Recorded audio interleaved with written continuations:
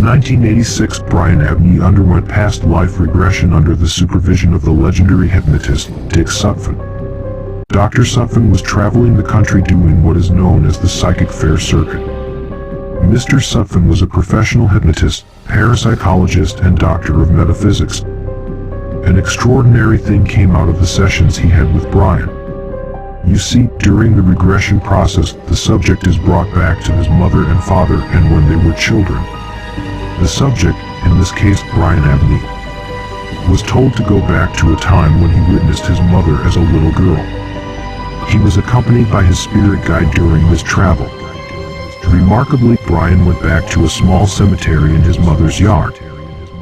When he went back, accompanied with his spirit guide, Brian caught eye of the little boy who was playing with his mother Dixie. That little boy was Tom, his mother's brother. Strange to say, somehow the space and time continuum got shifted and the little boy caught eye of the astral travelers and started to panic and eventually cry.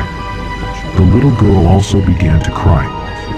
They both hurried off to the house and told their mother, Brian's grandmother, what they had seen.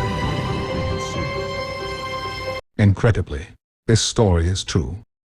When Brian's mother was very young, around 3 or 4 years old, her parents rented a modest dwelling at the edge of the Serpent Mound, Fort Ancient area of Ohio.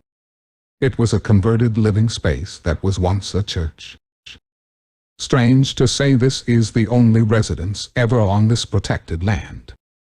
Brian's mother speaks about an event when her and her brother Tom were playing in the adjacent little graveyard next to the house and one day saw 2 glowing angels. Could it be that Brian somehow time-traveled in a multidimensional shift, and his mother actually was in the presence of her future son? It is good to note here that this was the only time this space was occupied as a residence. It went on to become an antique shop and is to this day.